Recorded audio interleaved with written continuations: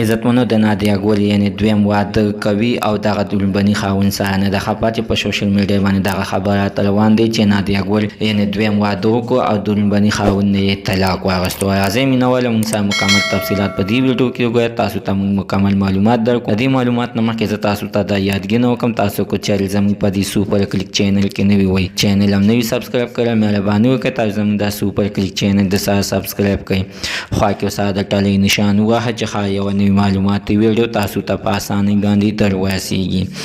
عزتمنو په سوشل میډیا باندې هم دغه شانتې دا خبرات روان دي چې نادیه ګل د خپل خاوند نه طلاق واغستلو او دویم واده یې بل چا سره د خپل د خاوند د کاستی وکړو. خو مینهواله چې موږ مکمل تفصیلات هر څه چې وکتل نو بیا موږ د دې خاوند بیا موږ د دې ریوال یعنې مراد سره رابطه وساتله چې هغوی ویل چې نه داسې څه خبره مخې ته نه ده راغلې. دا خبره دروغ ده. په سوشل میډیا باندې دغه شانته ډېر خبرونه شیر کېږي او پوسټونه کېږي چې دغه دروغ خبرونه شیر کېږي چې رښتیا راځي نو دروغ به ملکونه وړاند کړي وي. خو عزتمنو نادیه ګل خپل خاوند سره په خپل کور کې ناستې ده او چې چېرته پروګرامونه هم ځي نو خپل خاوند ورسره ځي چې فلمونو او ډرامو ته چې هم ځي نو خپل خاوند ورسره بغیر د خاوند نه نشي ګرځېدی او نه له خاوند داسې اجازت ورکوي چې ته به ځان یا نوی پروګرام له ځي او یا به ډرامو له ځي. عزتمنو چې دا دوبۍ او قطر ته چې هم ځي نو خاوند ورسره ځي بغیر د خاوند نه هېڅ چېرته کې نه ځي او تر اوسه پورې د دوی خپلې کې څه جنګ جګړه نه ده راغلې. نادیه ګل